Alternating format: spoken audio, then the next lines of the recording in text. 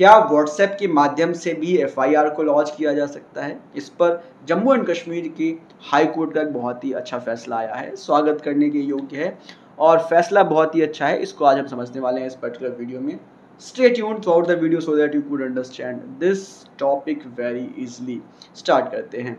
तो देखो दोस्तों, बेसिकली क्या है पूरा मैटर पहले ये समझते हैं, उसके बाद हम समझेंगे कि व्हाट्सएप का क्या रोल है एफआईआर को लॉन्च करने में। देखो बेसिकली क्या होता है कि जब भी कोई कॉग्निजेबल ऑफेंस होता है तो उसकी जानकारी उस एरिया के थानेदार को दी जाती है, उस एरिया के थाने के कंसर्न एसएचओ को दी जाती है।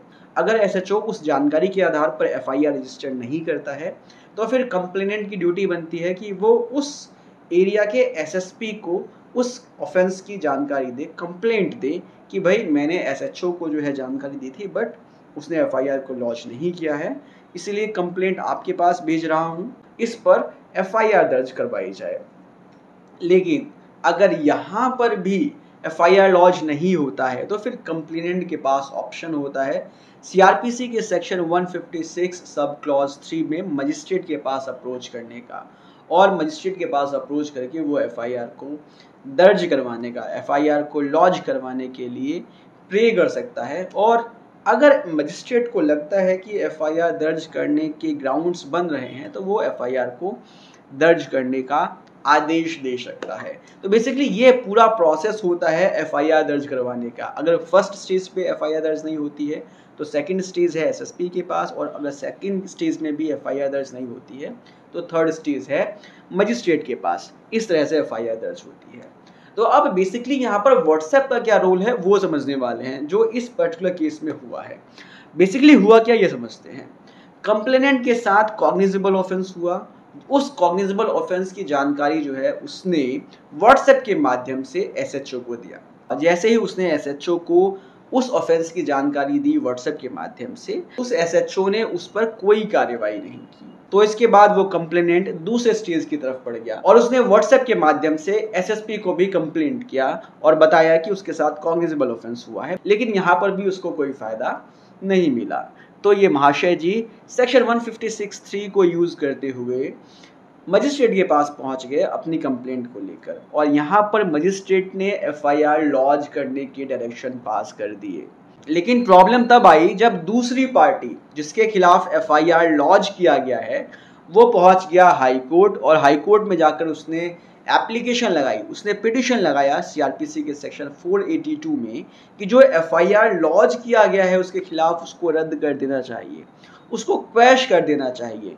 क्योंकि उस पिटिशन में एक्यूज्ड ने कहा कि मजिस्ट्रेट सीआरपीसी के सेक्शन 156(3) में एफआईआर को लॉन्च करने के लिए डायरेक्शन पास नहीं कर सकता है, क्योंकि कंप्लेनेंट ने सीआरपीसी के section 154 sub clause 1 and section 154 sub clause 3 का कंप्लायंस नहीं किया है। और ऐसा उस एक्यूज्ड ने इसलिए बोला क्योंकि वो कहना चाहता था कि सेक्शन 154 सब क्लॉज 1 और सेक्शन 154 सब क्लॉज 3 का जो कंप्लायंस है वो व्हाट्सएप के माध्यम से नहीं किया जा सकता है। इसीलिए सेक्शन 156(3) में मजिस्ट्रेट के पास पावर नहीं है कि वो एफआईआर को लॉन्च करने के लिए डायरेक्शन पास करे। तो अब बेसिकली यहाँ पर हाई कोर्ट ने ये बोला कि देखो section 154 sub clause 1 and section 154 sub clause 3 दोनों का मेन पर्पस सिर्फ इतना है कि एसएचओ और एसएसपी को ऑफेंस की जानकारी दी जाए।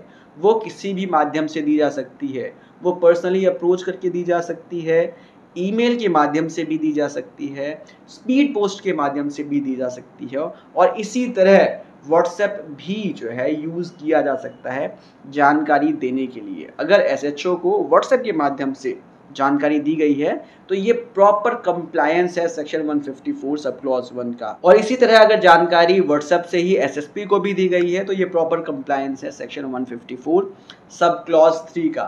तो अगर section 154 sub clause 1 and section 154 sub clause 3 का कंप्लायंस हो रहा है तो इसके बाद जो मजिस्ट्रेट है वो सीआरपीसी के सेक्शन 156 सब क्लॉज 3 को यूज करते हुए एफआईआर रजिस्टर करने के लिए ऑर्डर पास कर सकता है। तो बेसिकली इस पर्टिकुलर केस में जम्मू एंड कश्मीर के हाई कोर्ट ने ये क्लियर कर दिया कि व्हाट्सएप के माध्यम से भी section 154 sub clause 1 and section 154 sub clause 3 का कंप्लायंस करके मजिस्ट्रेट के सामने अप्रोच किया जा सकता है सीआरपीसी के सेक्शन 156 सब क्लॉज 3 में एफआईआर को लॉन्च करने के लिए। तो इसी तरीके से अगर आपके साथ भी कोई प्रॉब्लम होती है, कोई कॉग्निजेबल ऑफेंस होता है, तो इस तरह से आप भी अगर पर्सनली एसएचओ एफआईआर रजिस्टर नहीं करता है, एसएसपी एफआईआर रजिस्टर करने की डायरेक्शन नहीं देता है, तो आप व्हाट्सएप के माध्यम से भी अपने साथ हुए कॉग्निजेबल ऑफेंस की इंफॉर्मेशन इनको देकर सीधे मजिस्ट्रेट के पास अप्रोच कर सकते हैं सीआरपीसी के सेक्शन 156(3) में एफआईआर को लॉन्च करवाने के लिए, और इस तरह से एफआईआर लॉन्च किया जा सकता है। सो आई होप आपको इन्फॉर्मेशन अच्छी लगी होगी, और ये जो फैसला आया है हाई कोर्ट का, ये भी बहुत काबिल तारीफ है। मिलते हैं नेक्स्ट वीडियो में, टेक केयर, बाय बाय।